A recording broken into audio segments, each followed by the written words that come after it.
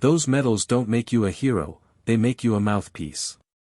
Judge Eleanor Maddox didn't just speak those words. She spat them. Her voice cracked like a gavel, loud enough to make even the stenographer flinch. All eyes in the Atlanta courtroom turned to the man standing still in his dark blue military dress uniform, Anthony Reed, 52, upright, medium brown skin, sharp jaw, white gloves folded respectfully. He didn't move. Not when the bailiff sneered.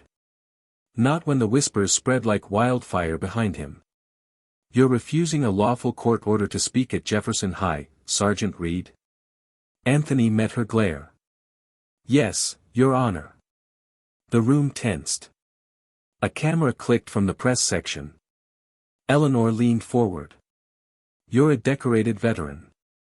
You think you're above this?" "No, ma'am," he replied, calm but firm. "I just know the cost of the words you're asking for." Gasps rose. Somewhere in the back, a student reporter typed faster. Then Judge Maddox said coldly, "Refuse again and you'll be held in contempt. Let's see if your pride survives a jail cell." But Anthony didn't blink. He reached into his coat pocket, and slowly placed a small dog tag on the bench in front of her. Not his. A different name. A different war. And yet, it spoke louder than anything he'd said. Judge Maddox picked up the dog tag, her fingers suddenly unsteady. "Whose is this?" she asked, her voice quieter. Anthony's eyes never left hers. "My son's. Private Daniel Reed. Killed in Kandahar. That school you want me to speak at? It's where he got his last letter mailed from. 2 days before he died." The courtroom fell into dead silence. The bailiff's smirk faded. Even the assistant DA looked down. "But this isn't about him," Eleanor replied, struggling to stay composed. "It's about duty. You were chosen because of your medals. Your record. These kids need inspiration." Anthony took a slow breath. "They don't need inspiration built on ghosts." She slammed her hand down. "You're letting personal pain override public responsibility." "No," he said sharply. "I'm refusing to turn my son's death into political theater." A murmur rose. Then, from the back of the courtroom, an older white man stood. Clean-shaven. Veterans Affairs pin on his lapel. "I was there when they brought his boy home," the man said, voice shaking. Anthony Reed didn't speak then either. He stood. That was enough. A stunned silence washed over the room. And for the first time, Judge Maddox blinked like she'd been hit in the chest. Judge Maddox rose from the bench, her heels clicking like gunfire across the polished floor.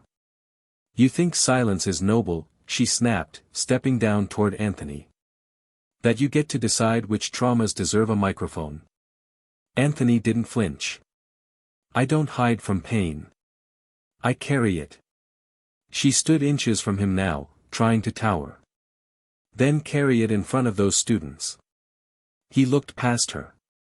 Not in defiance, but into memory. "There were 47 of us that night," he said. "Only 9 walked away. One of them was your father." Her eyes widened. The room froze. "My father died in '92. Bosnia." "He would have died sooner," Anthony said, voice low, "if I hadn't dragged him through sniper fire." A beat. Then another. Judge Maddox's mouth parted but no sound came out. She glanced down at the dog tag in her palm, like seeing it for the first time. Anthony continued, "He said his little girl was stubborn, brilliant. He was proud of you. But even then," he said, "don't ever use the law to silence pain." Eleanor's composure cracked. But before she could speak, a student in the gallery whispered, "Is that true?" And for once, she didn't know how to answer. The weight in the room shifted. Judge Maddox stepped back slowly, eyes fixed on the name etched into the tag, Daniel J. Reed. She opened her mouth, but Anthony spoke first. "You wear the robe. I wore the uniform. But neither of us gets to decide what grief should sound like. Silence. Then she asked quietly, "Why didn't you ever tell anyone you saved my father?" Anthony's jaw clenched. "Because I didn't do it for applause. I did it so someone could make it home. I just never imagined he wouldn't." She swallowed hard. "You think I'm using you?" "And maybe I was." He nodded once. A beat passed, then two. She turned to the courtroom. "This hearing is over," she declared, but her voice lacked its usual bite. Then she turned back to Anthony and did something no one expected. She placed the dog tag over her own gavel and bowed her head. "I can't undo the order. But I can amend it." He raised an eyebrow. "You don't have to speak," she said. "Just stand. Just let them see what dignity looks like when it refuses to be sold." Anthony stared at her. Then gave the faintest nod.